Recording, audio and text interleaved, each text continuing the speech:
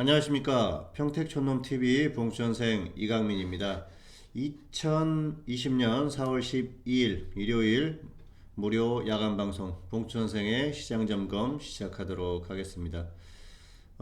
네, 반갑습니다. 4월 12일이네요. 지금 뭐 정신없죠. 예, 총선 때문에 지금 선거전이 막판으로 가고 있는데요. 뭐 결과가 어떻게 나오든지 좀 경기가 좀 흐름이 좀 나아질 수 있는 그런 상황이 됐으면 하는 바람입니다. 어쨌든 일요일 지금 아침이에요. 지금 뭐 날씨는 굉장히 좋습니다. 그래서 야간 방송 아침에 미리 녹화를 하고 있는데요. 우리는 그냥 뭐 시장이 어떻게 움직이는지 그런 부분에 대한 생각을 하고 잘 대응하면 되겠다. 뭐 이 정도로 얘기를 하도록 하겠습니다. 네, 이번 주도 순서대로 진행을 하겠습니다. 먼저 수익률 점검인데요. 자, 2019년 수익률은 뭐 단순 수익률 단순 합계를 보면은 이 정도 나왔어요. 그래서 작년에 지수가 많이 빠지는 구간에서도 결과가 나쁘지 않았었던 그런 상황이고요. 올해 같은 경우에는 지금 뭐 출발이 괜찮습니다. 3월까지 누적이 이렇고요. 4월 같은 경우에는 개인적으로 목표가 손절하는 종목 없이 그냥 수익을 계속해서 내는 게 목표고요. 아직까지는 뭐 그대로 이어지고 있습니다. 자, 그리고 수익률 상세 내역, 3월에 매매했던 그런 내역인데요. 역시 뭐 포인트는 ETF죠. 코덱스 인버스 레버리지로 모두 수익을 냈었다. 그래서 지수가 움직이는 흐름에 따라서 수익을 내고 있는 그런 상황이고요. 뭐 종목도 괜찮았었던 상황입니다. 자, 그리고 지난주 시장 점검입니다. 지난주, 자, 뭐 이번 주라고 볼까요? 예, 일요일인데 지나갔죠. 이번 주도 사실 시장이 반등을 했었죠. 이번 주에 보시면은 시장이 상승을 했어요. 코스피도 마찬가지고 코스닥도 마찬가지죠. 그래서 상승을 했는데 생각보다는 조금 이제 강하게 상승했다 그렇게 보시는 분들이 많을 겁니다. 이번 주도 보면은 반등의 원인을 보면은 역시 수급적으로 보면은 외국인들이 선물 쪽에서 매수를 해줬었던 그런 영향이 커요. 외국인들이 선물 쪽에서 매수를 해주면서 흐름이 좀 나왔었고요. 사실 월요일 같은 경우에는 보시면은 외국인들이 선물 쪽에서 매도를 많이 했죠. 그런데 기관이 많이 매수를 했어요. 기관이 1조 원 넘게 매수를 하면서 이런 흐름을 만들었었던 그런 상황이고요. 어쨌든 그 추세적으로 보면은 외국인들이 아직도 계속해서 시장에서 매도를 하고 있다는 것. 지금도 뭐 계속해서 매도를 하고 있죠. 그런 흐름에서 단기 흐름이 어떻게 보면은 추세적인 흐름을 이겼다. 그렇게 보시면 될 것 같아요. 단기는 이 선물 쪽에 외국인 쪽에서 매수가 많이 나오면서 이런 흐름이 나왔습니다. 그리고 결국은 이제 미국 시장이 상승하는 흐름을 유지를 했기 때문에 이런 흐름이 나오지 않았나 생각을 합니다. 미국 시장이 계속해서 상승하는 흐름을 나왔죠. 그래서 전고점을 뚫어줬지 않습니까? 직전 고점을 확실하게 좀 뚫어주면서 이런 흐름을 만들고 있어요. 그래서 지금 미국 시장이 상승해서 만든 흐름인데요.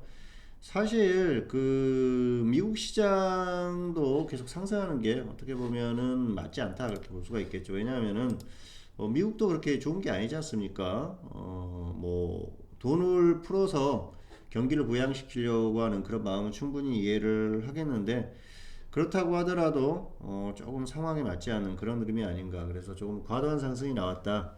뭐 그렇게 볼 수가 있겠는데요. 제 일부에서는 그런 얘기도 해요. 뭐 서브프라임 모기지 사태 때처럼 미국이 돈을 엄청나게 지금 풀어대고 있으니까 충분히 극복할 수 있는 상황이 아닌가. 최소한 증시가 상승할 수 있는 상황이 아닌가. 이렇게 얘기를 하는 분들도 알고 있는데요. 그때하고 지금은 좀 다르죠. 왜냐하면은 그때는 그야말로 일종의 금융 리스크였어요. 서브프라임 모기지 사태는 주택을 담보로 한 파생 상품에 문제가 생겼었죠. 그러면서 금융시장에 문제가 일으켰었죠. 뭐 대형 그 투자은행들이 뭐 파산하고 그런 사태가 있었지 않습니까? 그래서 우리는 뭐 그 투자회사, 투자은행 이쪽의 문제로 생각을 했었는데 사실은 그 모기지 사태죠. 서브프라임이라고 하는 것은 굉장히 낮은 등급의 그 모기지에 대한 그 파생 상품 이쪽에서 문제가 생겨가지고 결국은 주택 시장이 무너지면서 이 파생 상품까지 문제가 생겼지 않습니까? 그래서 그때는 금융 리스크였어요. 다만 경기 흐름은 지금보다 훨씬 나았었죠. 그렇기 때문에 지금 정도의 문제는 아니었다는 것이죠. 그리고 당시에는 글로벌 경기 흐름도 괜찮았었죠. 그런데 그러다 보니까 돈을 풀어가지고 결국은 뭐 경기 흐름이 그 최악은 아니니까 돈을 풀었을 때 금융시장이 충분히 상승할 수도 있었다는 것이죠. 그게 맞았다 그렇게 볼 수가 있겠고요. 당시의 지수를 보면은 자 한번 보시겠습니다. 길게 한번 보시면은 2000 자 8년도 이때 한번 지수를 볼까요?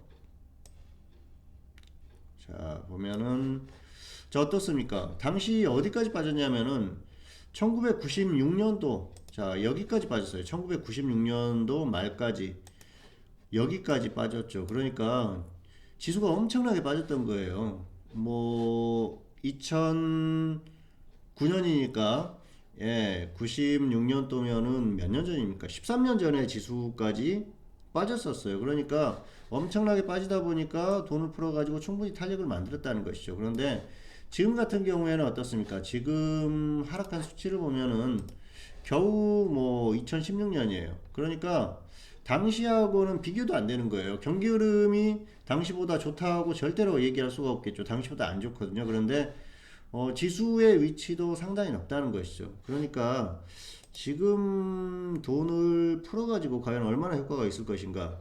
아직까지 밀릴 구간이 많다는 거예요. 그리고 그러다 보니까 반등해도 다시 밀릴 가능성이 매우 크다. 그게 문제라고 볼 수가 있겠죠. 그리고 글로벌 경기 흐름도 정말 좋지 못하지 않습니까? 그런 여러 가지 문제가 있죠. 그리고 한국 같은 경우에도 역시 밀릴 구간이 많다. 그게 문제죠. 한국 같은 경우에는 보면은 한국도 역시 아직 그 2008년하고 비교를 하면은 뭐 현저하게 많이 차이가 있지 않습니까? 문제는 한국 같은 경우에는 이 선진국들하고는 좀 다르죠. 미국이나 뭐 선진국들 유럽 이런 데하고 조금 다른데요.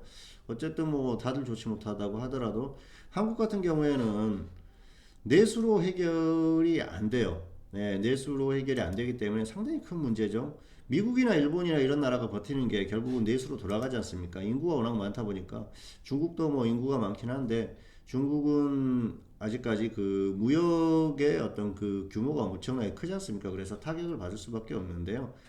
한국은 이도저도 안 된다는 것이죠. 내수에서 해결이 안 되기 때문에 이 그 무역이 돼야 되는데 엄청나게 지금 문제가 생겼다는 거예요. 한국 같은 경우에는 중국하고 미국에 대한 그 비중이 엄청나게 크지 않습니까? 50% 정도 되는데 두 나라가 좋지 못한다는 거예요. 문제는 중국 같은 경우에는 지금 중국도 무역에 엄청나게 어려움을 겪고 있고요. 이게 이제 코로나 사태가 지나고 나면은 아마 중국은 더 좋지 않을 가능성이 상당히 높죠. 그렇기 때문에 중국 같은 경우에는 지금 뭐 한국을 봐줄 여력이 없어요. 미국도 마찬가지고. 그러다 보면은 정말 좋지 않겠죠. 예, 그래서 경기의 어떤 중기적인 흐름 자체는 상당히 어렵다. 그렇게 보시는 게 맞을 것 같습니다. 그래서 지금은 뭐 추세적으로 좋을 가능성이 떨어진다는 것이죠. 이게 금융시장에 그대로 드러난다는 거예요. 한국이 어떤 그 미국이나 이런 기축통화국가처럼 엄청나게 돈을 풀어가지고 과연 경기를 부양시킬 수 있는지 미국이나 중국의 경기 부양책 규모하고 비교하면은 비교도 안 되지 않습니까? 그래서 한국이 그만큼 어렵다는 거예요. 그래서 추세적으로 봤을 때는 역시 좋지 못할 가능성이 크다. 그렇게 보는 게 맞을 것 같습니다. 자, 그렇게 봤을 때는 이제 단기 흐름이 중요하겠죠. 자, 이번 주에 그런데 이번 주에는 반등이 나왔지 않습니까? 보면은 이번 주에는 반등이 어떻게 나왔을까? 그걸 좀 이제 체크를 해야 될 것 같은데요. 월요일이 문제였어요. 월요일에 자 급등을 했지 않습니까? 이날 급등을 했는데 이날 일종의 좀 과매수 어떻게 보면 왜곡이다 그렇게 볼 수도 있겠는데요. 기관이 정말 미친 듯이 매수를 했어요. 앞에서도 언급을 했지만은 사실 미국이 보면은 지난주 금요일에 어떻습니까? 지난주 금요일에 보면은 미국이 하락했었거든요. 금요일에 보면은 미국이 좋지 못했어요. 그런데 한국은 이제 월요일에 미국 선물도 좀 괜찮았었던 상황도 있었는데요. 기관에서 1조 원 넘게 매수를 했어요. 그래서 이게 이제 좀 하락을 막겠다 이런 의지가 컸죠. 여기서부터 흐름이 바뀌었어요. 그러다 보니까 이 흐름을 따라서 추가 반등이 나온 그런 상황이죠. 결국은 월요일에 흐름을 바꾼 거예요. 이날 기관에서 작정하고 매수를 해주면서 사실 이게 어떤 그 추세적인 어떤 시그널이 될 수도 있겠다 생각을 했는데요. 이후의 흐름을 보면 그렇지 않습니다. 기관에서 그렇게 매수를 하지 않았었죠. 그래서 뭐 단기 하락을 막는 그 정도 흐름으로 보시면 될 것 같고요. 역시 추세적으로는 외국인들을 볼 수밖에 없습니다. 사실 뭐 기관이 엄청나게 매수를 해준다. 그렇다고 하면은 좀 흐름이 더 바뀔 수도 있는데 지금 추세적으로 봤을 때는 기관도 그런 흐름이 아니거든요. 자, 길게 보면은 기관도 매도를 하고 있지 않습니까? 그래서 개인만 매수하는 그런 형태가 유지되고 있기 때문에 사실 또 연기금 빼면은 기관도 매도를 하고 있어요. 그래서 연기금 혼자서 고군분투를 하는 그런 상황인데 이게 과연 얼마나 갈 것인가 우리가 생각을 해봐야죠. 연기금이 작년에도 5월 이후에 엄청나게 매수를 했지 않습니까? 그래서 지수가 8월 이후에 반등이 나왔어요. 그런데 결국은 어떻게 됐습니까? 이렇게 많이 밀렸거든요. 뭐 변수가 조금 있었다고 하더라도 역시 추세적인 흐름을 막기는 좀 어렵다 그렇게 보시면 될 것 같아요. 자, 이제는 그 향후의 흐름이 중요하겠죠. 그래서 지금은 몇 가지 좀 흐름이 예상이 된다 그렇게 볼 수가 있겠습니다. 일단은 월요일 흐름이 굉장히 중요한데요. 월요일에 여기에서 추가적으로 조금 더 반등이 나온다. 그러면은 추가 반등이 충분히 가능하다고 봅니다. 그래서 월요일 흐름이 상당히 중요하고요. 특히 이제 다음 주죠. 이번 주 이제 다음 주 초반에 기관의 과매수 가능성이 충분하다. 특히 연기금 쪽에서 많이 땡겨주면서 반등시킬 가능성이 충분하다고 생각을 합니다. 어쨌든 지금 상황은 그래요. 뭐 여러 가지 원인이 있겠지만은 뭐 이건 그 정치적인 흐름이나 뭐 여러 가지 생각도 해야겠죠. 그래서 그럴 가능성이 충분히 지금은 있다. 뭐 그렇게 볼 수가 있겠고요.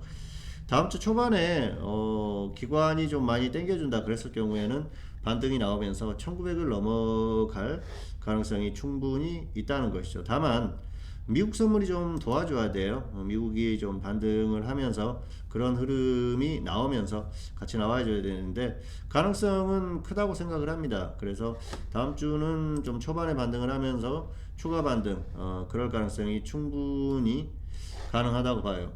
만약에 1900을 넘어가게 되면은 1950까지 충분히 가능하기 때문에 일단 1900 다음 주 초반에 반등 여부 그리고 그 이후에 1900을 넘어가는지 여부가 상당히 중요하죠. 그래서 월요일, 화요일 이게 상당히 중요하고요. 현재로서는 추가 반등 가능성이 있다고 가능성이 크다고 보고 있습니다. 그래서 화요일까지 1900선을 넘어가느냐 그 여부가 상당히 중요합니다. 1900선을 못 넘어가면은 결국은 그냥 빠질 가능성이 높아요. 1900선을 못 넘어갔을 경우에는 다시 이렇게 밀릴 가능성이 크고요. 그렇기 때문에 이 1900선을 상당히 중요하게 보시면서 대응하시면 될 것 같아요. 1900을 뚫어준다 장중이라도 그랬을 경우에는 또 뭐 안착을 하면 더 가능성이 커지겠죠. 1950선까지 충분히 가능하다 그렇게 보시면은 될 것 같습니다. 일단은 뭐 그 정도로 예상이 되고요. 여기에서 우리가 볼 건 반등 여부 아니면은 그냥 밀리는지 여부. 밀렸을 경우에는 1860까지 갔는데 30포인트 이상 밀리는지 1830포인트 이상 이렇게 하락하면서 밀려서 끝나는지 종가상의 결과가 굉장히 중요하겠죠. 만약에 1830선 이상까지 다시 밀리면은 그때는 이 고점을 계속 그 뚫고 상승하기보다는 밀릴 가능성이 크다는 것이죠. 일단 그 정도로 보시면은 좋을 것 같습니다. 자, 지수가 이제 1860선까지 왔는데요. 처음에 지수가 반등이 여기에서 시작할 때 아마 이 정도 날이었을 겁니다. 자, 이날 3월 24일, 3일이나 24일 정도였는데, 회원이 질문을 하시더라고요. 그래서 어디까지 반등할 것이로 보냐, 이렇게 질문을 하길래, 일단은 1850선까지는 반등할 가능성이 크다. 1850선까지는 간다. 그리고 그 이상도 가능하다고 답변을 드렸었는데, 뭐 제가 거짓말할 필요는 없겠죠. 근데 결과적으로는 거기까지 왔어요. 중간에 이제 흐름이 좀 약해졌을 때, 여기에서 그냥 꺾일 가능성도 있다. 그렇게 보기는 했었는데요. 처음에 예상은 1850선까지 가는, 그리고 사실 그거에 대해서 크게 이렇게 바뀌지는 않았었어요. 다만 여기서 꺾일 가능성도 있었기 때문에 인버스를 조금 미리 여기서부터 들어가기 시작했던 건 있는데, 역시 뭐 전망이 크게 바뀌지는 않았습니다. 어차피 인버스야 뭐 추가해서 이렇게 단가를 좀 낮춰주면 되니까 그런 작업을 하고 있는데요. 어쨌든 예상했던 수치까지 왔고요. 추가 반등 가능성도 있기 때문에 일단 다음 주 상황을 조금 더 봐야 된다. 뭐 이 정도로 말씀을 드릴 수가 있을 것 같습니다. 그래서 일단은 다음 주 초반의 흐름이 상당히 중요하고요. 여기에서는 좀 지수에 대해서는 좀 확인을 하시고 대응을 하시는 게 좋지 않을까, 그렇게 말씀 드리고 싶습니다. 자, 그리고 특징주 리뷰. 특징주 같은 경우에는 자, 이번 주에도 두 종목을 가지고 와봤는데요. 일단 첫 번째 종목은 페이퍼 코리아입니다. 페이퍼 코리아 같은 경우에는 뭐 제지주들이 이번 주에 제지 그 화장지 이렇게 수출 요구가 있었다. 그래서 뭐 상당히 강했는데요. 당분간 흐름이 좀 나올 것 같으니까 조금 더 빠지면 한번 들어가 보세요. 그래서 뭐 무리할 필요는 없을 것 같고요. 좀 흐름이 괜찮은 흐름이 유지가 되고 있습니다. 두 번째 종목은 아세아텍입니다. 아세아텍 같은 경우에는 역시 정치인 테마주죠. 그래서 단기 매매 한번 해볼 만한 가격인 것 같아요. 단기적으로 한번 분할 매수 들어가 보시고, 다음 주 화요일 정도까지 좀 매매를 하더라도 정리를 해주시는 게 맞겠습니다. 그래서 좀 뭐 불안하면은 그냥 안 하시면 되고요. 하시는 분들은 뭐 이 정도로 하시면 될 것 같아요. 자, 그리고 마지막으로 다음 주 대응 전략입니다. 일단 파생 같은 경우에는 흐름을 좀 관찰하셨으면 좋겠어요. 그래서 앞에서도 언급을 했지만은 이게 이제 밀리면은 충분히 밀릴 때까지 30포인트 이상 밀릴 때까지 기다렸다가 이후에 다시 반등을 나왔을 때 적당한 반등, 뭐 1850선 정도까지 반등이 다시 나온다. 그러면은 뭐 혹시라도 뭐 확 더 밀릴 수도 있겠죠. 그때는 반등의 크기가 좀 더 작아지겠죠. 그래서 반등했을 때 들어가시면 될 것 같고요. 아니면 확실하게 또 반등하는 흐름이 나오면 좀 더 기다렸다가 1900선 위에서 여기에서 좀 모아가는 전략 가능합니다. 역시 지금은 뭐 추세적으로 봤을 때 다시 밀릴 가능성이 높으니까 추세적으로는 하방을 보시는 게 맞을 것 같고요. 그리고 장중에는 뭐 상방이든 하방이든 단타가 다 가능해요. 과매수나 과매도가 나왔을 때는 장중 매매는 가능하고요. 또 추세적으로 하실 분들 같은 경우에는 역시 확실하게 밀렸다가 반등하든지 아니면은 확실하게 반등하면은 그때부터 다시 좀 공략을 하든지 이렇게 하시면 될 것 같아요. 자, 그리고 테마주 현물 같은 경우에는 역시 테마주 순환매 정도로 보시면 될 것 같고요. 정치인 테마는 뭐 다음 주 초반에 좀 정리를 하는 게 맞다. 그리고 저 같은 경우에는 뭐 이미 추천을 했습니다. 그래서 다음 주에 정리를 할 생각이고요. 다음 주에는 좀 그런 종목들 좀 기대를 하고 있는 그런 상황입니다. 자, 그리고 관심 종목은 레몬, 그리고 또 SV 인베스트먼트. 자, 뭐 이 정도로 좀 관심 종목을 보고 있는데요. 어쨌든 좀 가격 조정을 더 받거나 하면은 한번 들어가 보셔도 될 것 같아요. 가볍게 들어가야 돼요. 가볍게 뭐 그렇게 좀 들어가 보시는 건 괜찮지 않을까 생각을 하고요. 사실 그 이번 주에 지금 4월 초에는 그 결과들이 괜찮습니다. 앞에서 언급을 했었던 레몬 같은 경우에도 좀 아쉬움이 있죠. 이때 지수가 좀 불안해서 여기서 뭐 20% 매도하고 말았었는데요. 좀 아쉬움은 있지만은 괜찮았던 그런 결과로 생각을 하고요. 그리고 뭐 이번 주에는 뭐 예, 금요일에 여러 종목을 정리를 했죠. 보령제약 같은 경우에도 한 15% 정도 수익 매도를 했고요. 왜냐하면 더 빠질 가능성이 높으니까 예, 수익 매도했고요. 신테카 바이오도 한 16% 정도 매도를 했습니다. 여기서 이제 눌림목에서 정확하게 들어가 가지고 괜찮게 매도를 했고요. 자, 그리고 서울 바이오시스 같은 경우에는 사실 좀 아쉽죠. 이날 급등했는데 좀 5% 정도 수익 매도를 했는데요. 흐름 보면은 더 빠질 가능성이 높으니까 다시 빠지면 또 들어가면 되니까 일단 정리를 했습니다. 그래서 금요일에 뭐 세 종목 합쳐가지고 한 40% 좀 안 되는 그렇게 이제 수익 매도를 했기 때문에 뭐 지금 4월 같은 경우는 결과가 괜찮습니다. 뭐 선절한 종목 하나 없이 다 종목들 현재도 또 보유한 종목들도 수익 구간에 있고 그러기 때문에 결과가 괜찮을 것 같아요. 그리고 좀 기대하는 종목들도 여전히 많이 있고요. 또 앞으로 들어갈 종목도 상당히 많습니다. 그리고 단기적으로 짧게 이렇게 치고 빠질 종목들도 계속해서 나오기 때문에 뭐 매매만 잘하면은 충분히 수익 날 수 있는 그런 상황이 아닌가 생각을 하고 있습니다. 지수와 상관없이 수익이 날 수 있는 그런 대응을 하고 있기 때문에 어쨌든 여러분들도 좀 그 잘 판단을 하셔가지고 대응을 하셨으면 좋겠습니다. 네, 평택촌놈 TV는 유튜브에 다양한 동영상이 있습니다. 자, 잘 활용하시기 바라겠고요. 2020년 4월 12일 봉수선생의 시장 점검. 자, 봉수선생의 시장 점검. 오늘은 여기서 마치도록 하겠고요. 예, 저는 다음 시간에 다시 찾아뵙도록 하겠습니다. 자, 감사합니다.